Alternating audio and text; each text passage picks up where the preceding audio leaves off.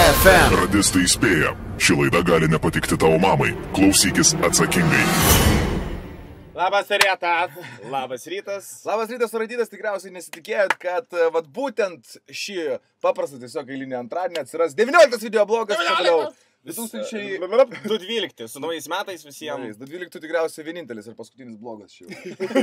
18 mes darėme bene 86 metų pavasarį.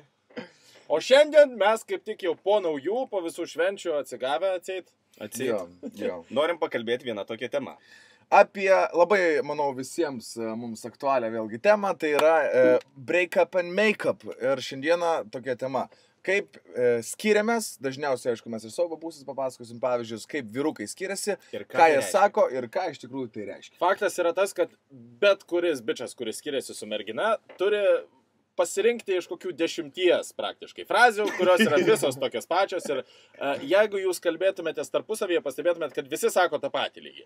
Nu tai pavyzdžiui, kad mažutė, tiesiog man, žinai, tu tiesiog per gera man. Aš tiesiog manau, kad tu esi verta geresnio. Tikrai taip, nes tu ir mokaisi, va čia ir viskas spėjai ir stengiasi ir man tokios gražios dovanos dovanoji.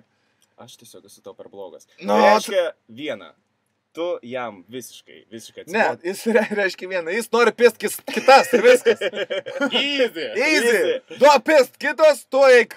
Arba pavyzdžiui, jeigu, tarkime, bičui šiek tiek, pritrūksta kiaušinių iš karto prieiti ir pasakyti, skiriamės. Morta, tarp mūsų viskas baigta. Tai jisai tada sako, klausyk, gal galėtume mes padaryti pertrauką, tiesiog aš noriu savaitę. Noriu rasti save ir tiesiog manau, kad savaitę tiesiog neskambinkime vienas kitam, netrukdykime, tiesiog raskime vienas kitą ir galbūt tada labiau pasilgsime vienas kitą. Bet kodėl?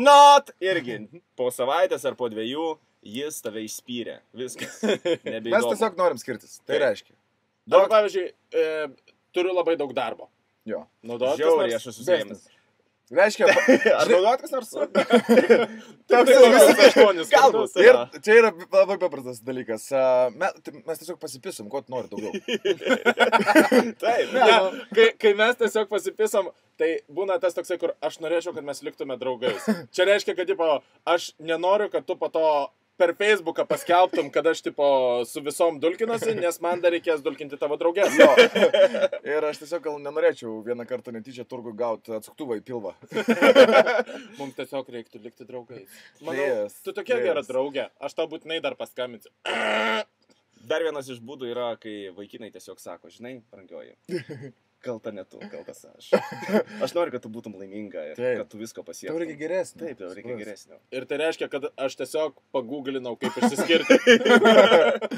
Tai va, yra tokio. Ką dar sako vyrai? Aš tave žiauriai myliu, bet tiesiog aš, manau, kad mums tiesiog negalima gyventi kartu, nes tiesiog mums nesigyvena kartu. Tiesiog nesigyvena kartu. Taip. Nes tu trukdai turbūt persivest. Ne, bet kodėl taip yra? Jeigu aš pasakyčiau, kodėl žiūrkė, tu nusižydytum. Ne, tu nusižydytum. Ne, tikrai. Dar, žinai, yra toks romantiškas poelgis, kai sakai, vieną dieną tu sutiksi tą žmogų, kuris labai tave mylės. Dažniausiai tai būna po sekso rūkant. Aš taip norėčiau vaikino. Jo, vieną dieną tu toks tiksi. Ir, aš šiek tiek galbūt išduosiu vyrų giminę, bet merginos. Jeigu vaikinas jau pradeda sakyti va tokį kažkokį tai šūdą, tiesiog užbėkite įvykiams už akių ir pabaigus jam savo frazę, pasakykite, tai gerai, nežinok, aš lygiai dėl to paties su tavim norėjau susitikti šiandien. Jo, esi paukšti padaicha, viskas. Jo, žodžiu, išsiskirnėkit ir toliau SMS žinutėmis ir per Facebooką. Ir nereikės. Patogiau. Nereikės. Per Facebooką, jo, nereikia. Nemalonaus to. Vaidint veidelių visokių norų. Arba su nitruka tiesiog prie jos laiptinės parašy. Aiste, tarp mūsų viskas baigta. O Aiste ant tavo mašinos parašys. Aš ant tavęs nepykstu. Jo. Tai va, viskas labai paprasta ir aišku yra. Mes įsiskyrėm, bet tikiuosi būsim draugais. Iki kito karto.